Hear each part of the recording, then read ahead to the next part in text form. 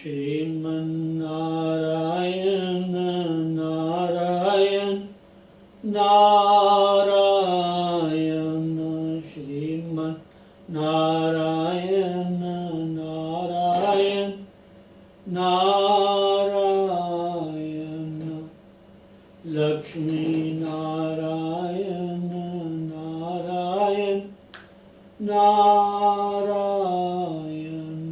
लक्ष्मी नारायण नारायण नारायण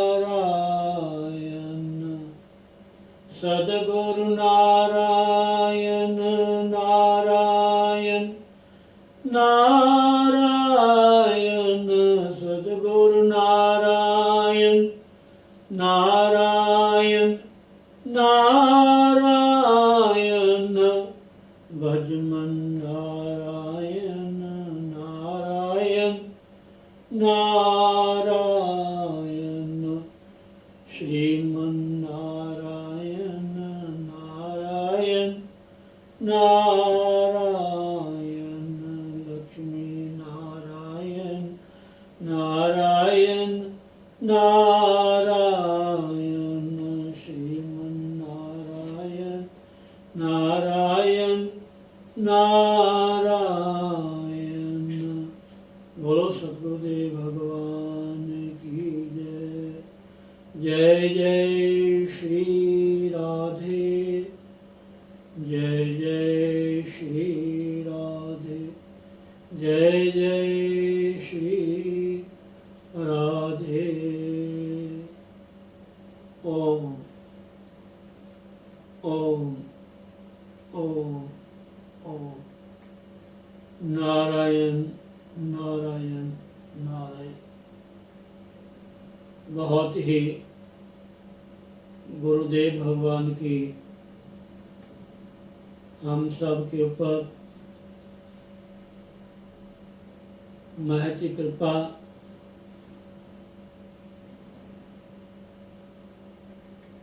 जिनकी छत्र छाया में बैठ करके हमें सत्संग कीर्तन आशीर्वचन सुनने का सौभाग्य प्राप्त हो रहा है। ये एक हम सब के लिए बहुत ही प्रभु कृपा है, क्योंकि अगर हमने उस परमपिता परमात्मा को पाना है, उनको मिलना है या उनके साथ जुड़ना है, वो परमात्मा, वो ईश्वर, वो ब्रह्म जो हर वस्तु में विद्यमान है, वो परमात्मा निराकार भी है, वो परमात्मा साकार भी है। जिस परमात्मा को वेद नेति नेति कहते आए हैं, जिन परमात्मा का दर्शन हम इन आँखों से नहीं कर सकते, उनको देखने के लिए, उनका दर्शन करने के लिए हमें विशेष जो दिव्य नेत्र है, दिव्य दृष्टि है, उसके माध्यम से ही ये लाभ हम ले सकते हैं। भले वो परमात्मा आत्मा के रूप में हम सबके भीतर विद्यमान है। जैसे तिलों में तेल है लेकिन वो दिखाई नहीं देता, जिस साधन से तेल को निकाला जाता है, जब वो तेल निकलता है तो तिलों में जो सार वस्तु है तेल, वो अलग हो जाता है और उसकी जो खल है वो अलग हो जाती है। और देखो माता बहनों भाई बंधुओं,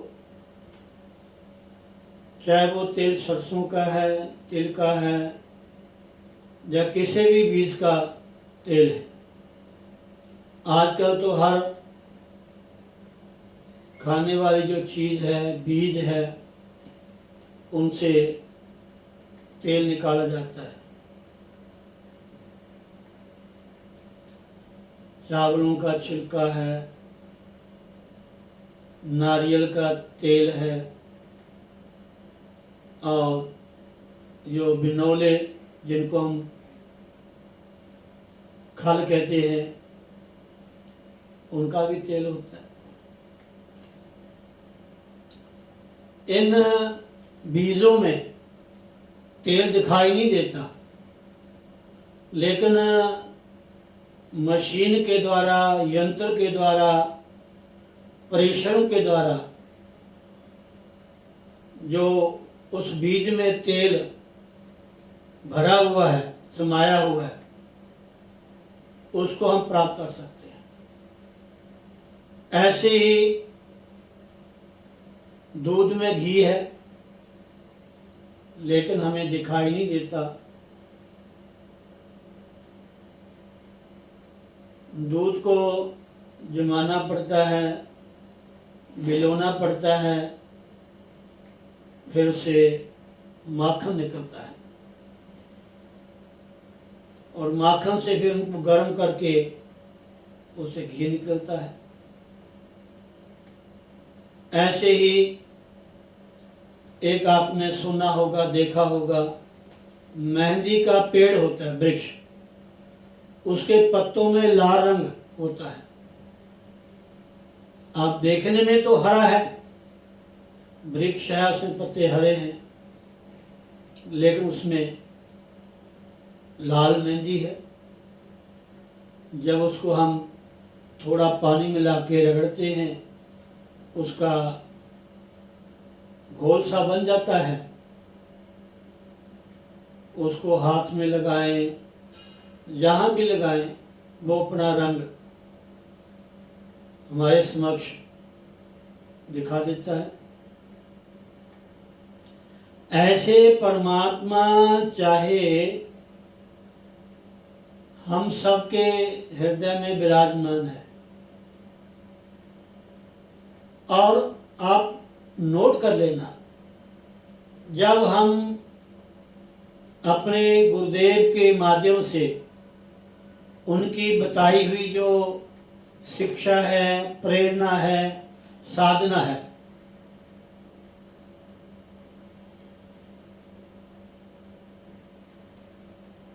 समय लगाते हैं, तो धीरे धीरे धीरे धीरे जितना हम भीतर जाना प्रारंभ करते हैं, जितनी हमारी जो वृत्तियां हैं बहिर्मुख जाती हैं, संसार के विषयों में, संसार के संबंधों में, तो वहाँ हमारी जो मन है ना, या हमारी वृत्ति टिकती नहीं है, मन में अशांति रहती है। और जो हम विषयों से अपनी वृत्ति को, अपने ध्यान को हटा करके अंतरात्मा में लगाते हैं, नाम जप के द्वारा, नाम साधना के द्वारा, एक आसन में बैठकर, तो वो जो घट घट में विद्यमान परमात्मा है, उसकी हमें अनुभूति होती है एकदम। मन शांत हो जाता है। अब जैसे कल आपने सुना है गुरु शब्द के बारे में, और गुरु जी का हमारे जीवन में क्या महत्व है, क्यों जरूरी है, ये शास्त्र भी कहते हैं, मैं नहीं कहता।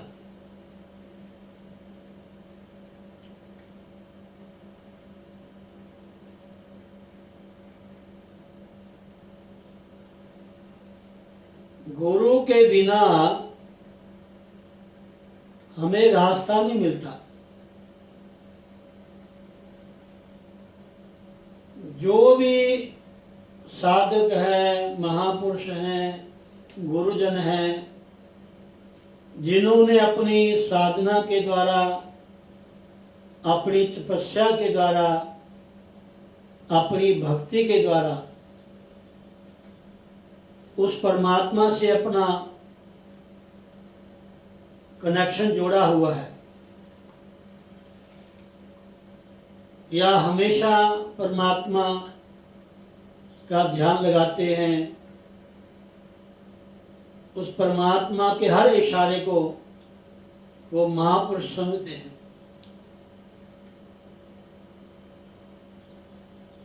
तो जिस तरह तेलों में तेल, दूध में मक्खन या इत्यादि जो आपको बताया है,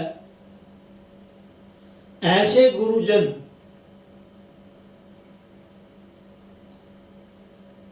साधना रूपी यंत्र से और नाम सिमरण के द्वारा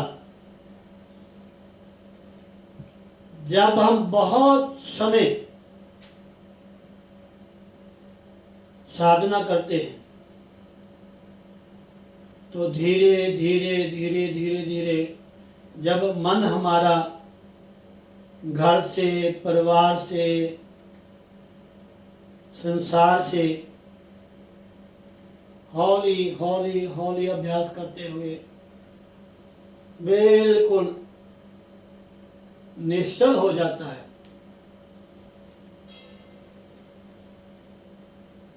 हमारे महाराज श्री की जो हुंडी है, जीवन झांकी में महाराज श्री ने अपने गुरुदेव के द्वारा थोड़ी युक्ति बताई थी। महाराज श्री ने लिखा है हुंडी में, एक संत मिले, उनसे हमें ज्ञान मिला। उन्होंने कहा बेटा पानी लाओ, पानी लाए, उसमें थोड़ा मिट्टी डाल दी, पानी गंदला हो गया, और फिर उस गंदले पानी में थोड़ा फटकड़ी डाल दी। जब फटकड़ी डाली, उसमें जो गंदलापन था, जब मिट्टी थी वो नीचे बैठ गई, पानी साफ का साफ। तो महाराज जी ने लिखा है, तो कहते गुरु जी ने पूछा कि बेटा पहले पानी कैसा था? कहते निर्मल था। जब उसमें मिट्टी डाली तो गंदला हो गया, उसके द्वारा फिर उसने फटकड़ी डाली, फिर वो निर्मल हो गया, वो अपने आकार में आ गया। ऐसे हमारी जो आत्मा है वो प्रकाश रूप है, वो निर्मल है, लेकिन इस जीव ने, इस मनुष्य ने अपने विचारों के द्वारा, अपने कर्मों के द्वारा उस आत्मा के समक्ष ना जाने क्या क्या लाके खड़ा कर दिया।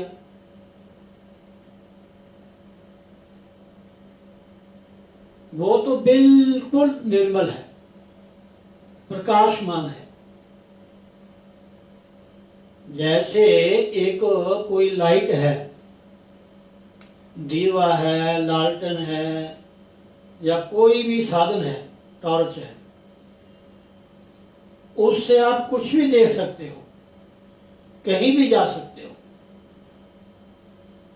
आपका घर है, आपका मकान है जहां आप रहते हैं, तो जिस भी कमरे की लाइट आप ऑन करोगे उस कमरे में जो वस्तु होगी वो आपको दिखाई देगी ही।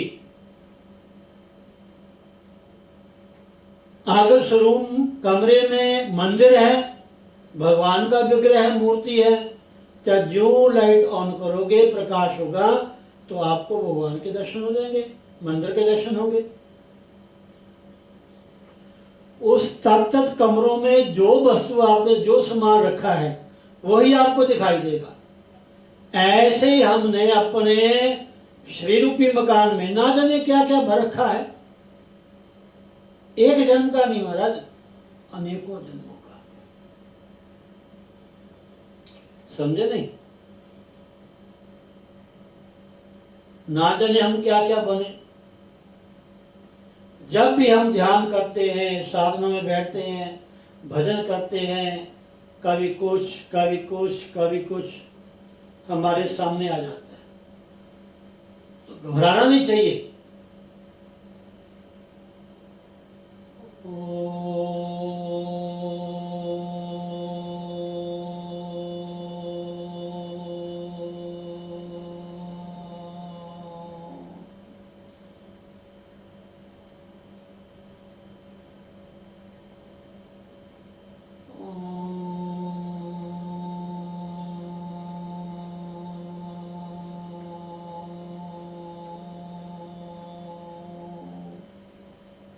आप बैठे, ध्यान लगाएं।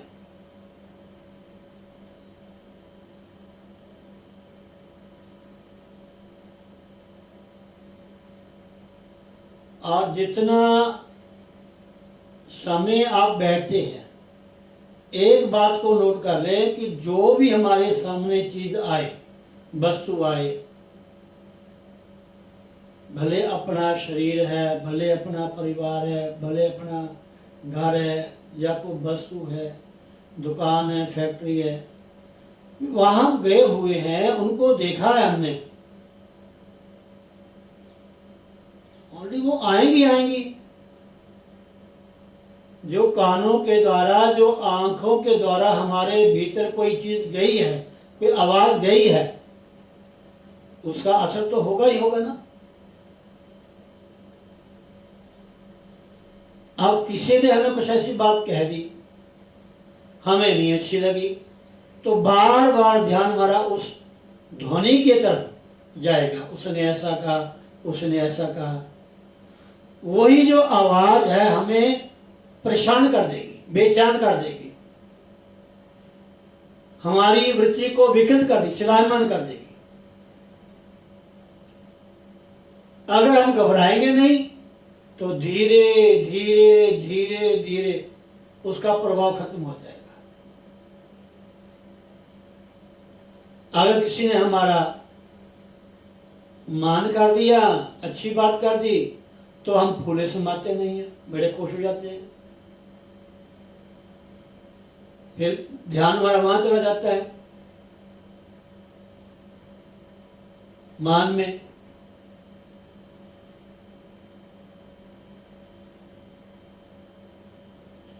इसलिए ये सब बाहर की चीजें हैं जो हमारे भीतर प्रवेश की हुई है।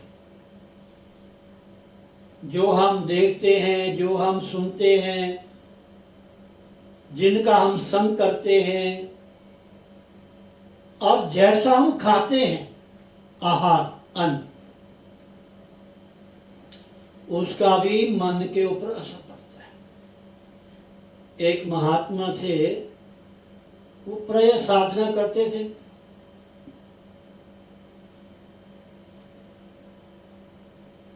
और महात्मा प्राय आश्रम में जहां रुकते हैं वहां भोजन पाते थे।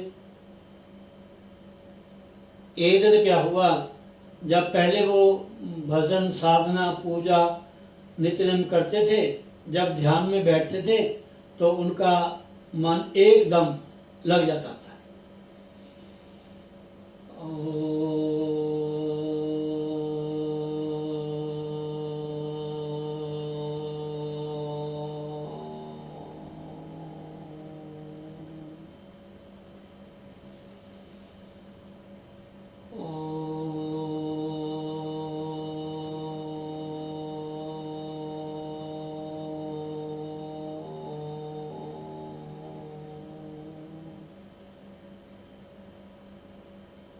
एक बार क्या हुआ, जब वो संत ध्यान में बैठे तो एक नौजवान नई ब्याही हुई लड़की जब भी ध्यान बैठे तो सामने बिल्कुल जैसे नई बहू होती है, श्रृंगार किया होता है, नए वस्त्र पहने होते हैं, ऐसा।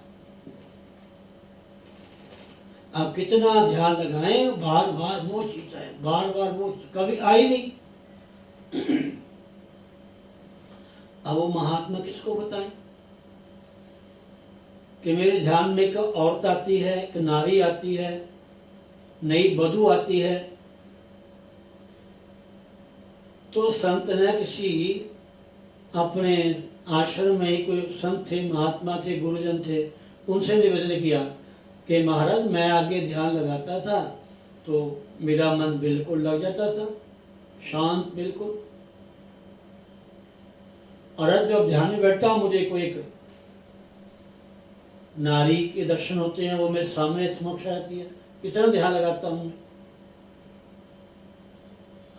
तो संतों ने कहा कि तुम कहीं गए तो नहीं? कहते गए तो नहीं, लेकिन किसी के वहां भोजन पाया था मैंने, तो पता किया, जो भोजन बनाते थे बनाने वाले से कि किसने भोजन बनाया, जो भंडारी था रसोईया, वो कहता मैंने बनाया। तो उनसे पूछा भंडार में जो अन्न था, जो भी सामान था, ये कहाँ से आया? तो उन्होंने कहा कि एक किसी व्यक्ति ने अपनी लड़की की शादी की और उससे उसने पैसा लिया लड़के वालों से। ऐसा प्राय होता है, लड़के वाले लड़कियों से धन लेते हैं, और कई बार ऐसा होता है कि लड़की वाले लड़कों से भी धन ले लेते हैं। जब उसका ये कार्य हो गया, उसने उससे थोड़ा हिस्सा लेकर के आश्रम भंडारा कर दिया। कोई भी हमारा काम होता है, उस अन्न से जब भोजन बनाया गया, जब भोजन गाया खाया, जो साधना करते भजन करते हैं, जो साधक हैं, उनके लिए तो बहुत ही जरूरी है कैसे बैठना है, कहाँ जाना है, क्या खाना है, किसका संग करना है, उसके हमारे मन में तत्काल असर होगा हमारा, पक्की बात। एक महात्मा ने किसी राजा घर भोजन पाया, भोजन पाने के बाद वो स्नान गृह में, जिसको आजकल आप बाथरूम कहते हैं, स्नान गृह में हाथ धोने गए भोजन पाके, या लघु शंका नंबर 1 गया होंगे। तो महात्मा स्नान गृह में गए, तो स्नान गृह ऐसा होगा, वहां रानी जाती होगी। उन्होंने देखा रानी का हार, उनके मन में आया, उन्हें हार उठाया, अपनी झोली में डाल दिया। झोल में डाला, महात्मा जी चले गए। चलते चले चलते चले चलते चले, इधर महाराज जब महात्मा चले गए तो रानी वो स्नानागृह में गई, देखा तो वहां हार नहीं, ढूंढे, कोई आया हो तो पता चले, आया तो कोई था नहीं वहां। और महात्मा भी कौन शक करे कि महात्मा जी हार ले गए, महात्मा ने हार क्या करना। जब महात्मा गए गए गए गए जाते रहे, तो उन्होंने रास्ते में कोई ऐसी चीज खा ली जिससे उनको दस्त लगे। दस्त लगने से जो उन्होंने राजा का अन्न ग्रहण किया था, उसका असर निकल गया। एकदम मन का विचार चेंज हुआ, भागे आए राजा के पास, आकर के राजा को हार थमा दी। लो राजन, मेरे मन में ऐसा विचार आ गया था, मैं हार उठा के ले गया। राजा ने कहा नहीं स्वामी जी आपने नहीं उठाया, किसी ने आपको दे दिया? नहीं नहीं। तो फिर महात्मा ने कहा कि ये अन्न का असर था, या तो भजन करें। हमें गुरुजनों ने संतों ने ये शिक्षा दी है कि अगर हम किसी घर का एक फुल्का एक रोटी खाते हैं तो कम से कम उसके बदले में हमें 2 घंटे भजन करना पड़ेगा, तब जाके पचेगा। या सत्संग करो, वहां जाकर के कोई भगवान के नाम का चर्चा करो, नहीं तो उस आहार का आपके मन के ऊपर बहुत असर पड़ेगा।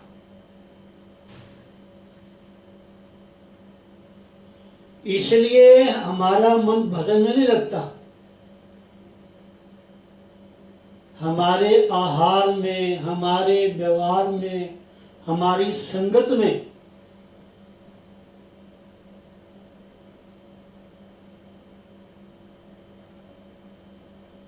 फर्क है। जिन्होंने साधना करनी है, मैं बहुत सारी माता बहनें जो हमारे साथ यात्रा में जाती है ना, तो अपना बर्तन लेके जाती हैं, चाय भी उसमें पीगी, भोजन भी उसमें पाएगी, बस ऐसी माता बहनें हैं।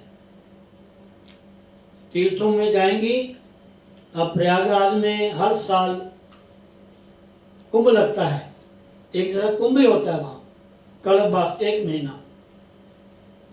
जो पुराने विचारों की माता बहनें हैं, जो साधन भजन करती हैं, वो सारा सामान अपना लेकर जाती है, सारा सामान बनाने का भी और सीधा भी अपने हाथ से बनाती हैं, संतों को भी भोजन कराती हैं, आप भी करती हैं, और वहां 1 महीना रह के भजन करती हैं।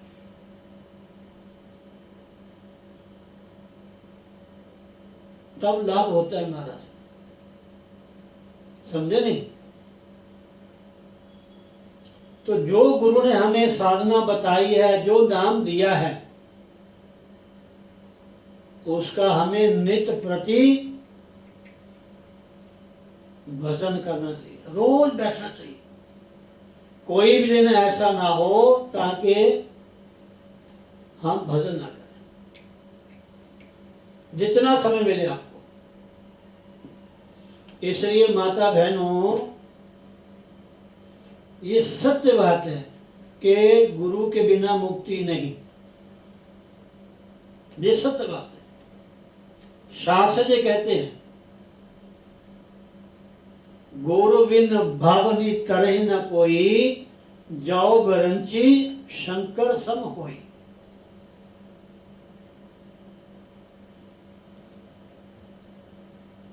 इसलिए गुरु का होना, किसी न किसी संत महात्मा का होना, चाहे हमारे कुल के गुरु हैं, जहां भी आपकी आस्था है, मन से उनको गुरु मान लो। आप देखो, एकलव्य ने मूर्ति बना करके उससे सब कुछ सीख लिया। एकलव्य ने, अर्जुन ने तो द्रोणाचार्य से, पांडवों ने, कौरवों ने विद्या सीखी वहां जाकर के। लेकिन एकलव्य ने, जब द्रोणाचार्य ने उनको मना कर दिया कि हम आपको विद्या नहीं सिखा सकते, तो उन्होंने जंगल में उनकी मूर्ति बना करके शास्त्र विद्या सीख ली। ये लगन की बात है, ये विश्वास की बात है। कोई ना कोई आधार तो चाहिए ना, कोई ना कोई हमें तो बताने वाला चाहिए ना, तभी ज्ञान होगा ना। इसलिए गुरु का होना हमारे जीवन में बहुत ही अनिवार्य है। गुरु बिन होई के ज्ञान, उत्तरकांड में लिखा हुआ है। गुरु बिना ज्ञान नहीं होता, ये सत्य बात। हाँ, कहीं हमें पढ़ने को मिलता है, सुनने को मिलता है कि गुरु बिना भी क्या मुक्ति हो सकती है। बहुत ही कोई ऐसा साधक होगा। हाँ, बहुत सारे हमारे ऐसे संत महात्मा महापुरुष हैं, वो सत्संग में कथा में ही सब बताते। हमारे महाराज जी थे, सैकड़ों लोग बैठे थे, वही नाम देवी नाम जपवा, सब संगत में बैठे बैठे जिसने कहा महाराज जी नाम दो, लो जी नाम जपो। जिसने नाम को समझ लिया, जिसने नाम को गहना समझ लिया, जिनको विश्वास हो गया कि हमारे गुरु ने हमें एक उपदेश दे दिया, बस कुछ भी संत महात्मा कह दे, श्रद्धा होनी चाहिए, विश्वास होना चाहिए। इसलिए माता बहनों, जो भी आपको नाम मिला है, जो भी नाम अच्छा लगता है, आप बैठे, बैठने से ही लाभ होगा, नाम जपने से ही लाभ होगा। बिना नाम जपे हमें रास्ता नहीं मिलेगा।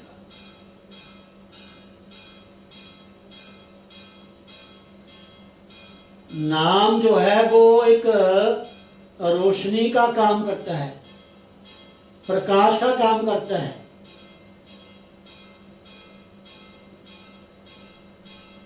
लेकिन जब जपेंगे तब रोज जो भी नाम आपको मिला है, 1 अक्षर का, 3 अक्षर का, 5 अक्षर का, ये ओम नाम है, ये 1 अक्षर भी है, ये 2.5 अक्षर भी है, ये 3 अक्षर भी है, ये 5 अक्षर भी है। एक ओम,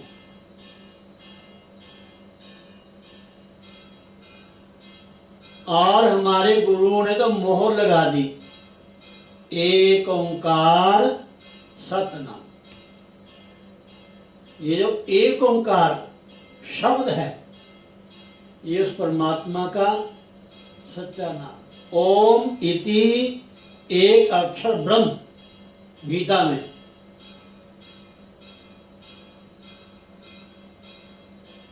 जो सर्वव्यापक परमात्मा है, ब्रह्म है, जड़ में भी चेतन में भी। अगर आपने उनकी अनुभूति करनी है, उनका दर्शन करना है, तो आपको नाम का सहारा लेना पड़ेगा।